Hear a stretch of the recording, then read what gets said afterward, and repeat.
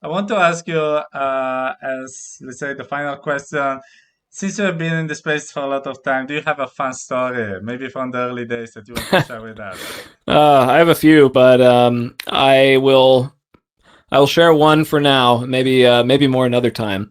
One that comes to mind is think it was one of the early Connect conferences back when it was still Oculus Connect, back when Palmer was still with the company. Oh, So I was there attending the event to cover it for press.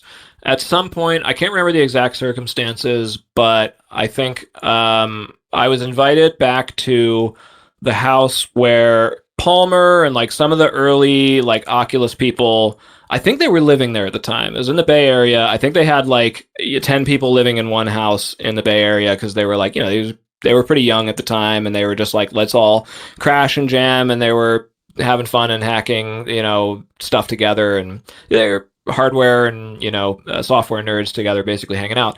So somebody invited me to come back and be like, hang out after the conference for a little bit. People from the industry are coming back and hanging out. So I went and was chatting with Palmer there and some of his friends and people he was working with. And at some point they were like, I was like, what is that thing? What is that big metal thing right there? Why is it in your kitchen or wherever? It wasn't like in a workshop, I don't think. It was just like on their kitchen table or something crazy. I was like, what is that? And Palmer was like, oh, it's a ramjet.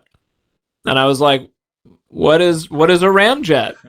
And he explained that this was some, novel type of engine that has particular pros for, I don't know, I can't remember the exact explanation, but it was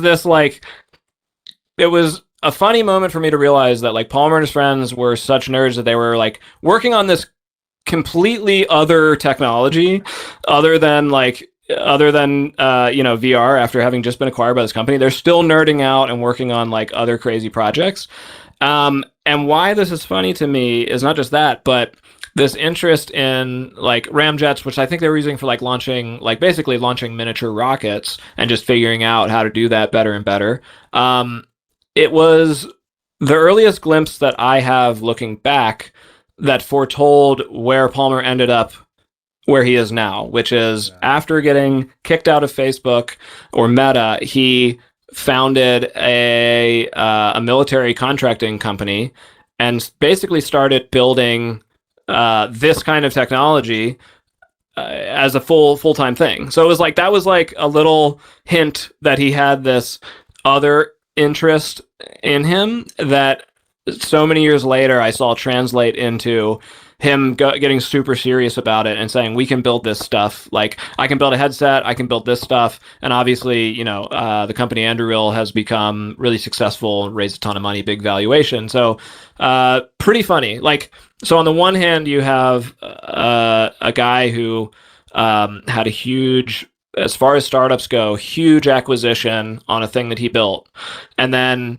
had this middle time where he eventually got kicked out, and then over here founded another company and had another, not an acquisition, but huge valuation. But at the same time, it's this guy who was like had a ramjet in his kitchen and was like, "Yo, come hang out and like have some beers or whatever after the conference back at like our tech frat house, essentially."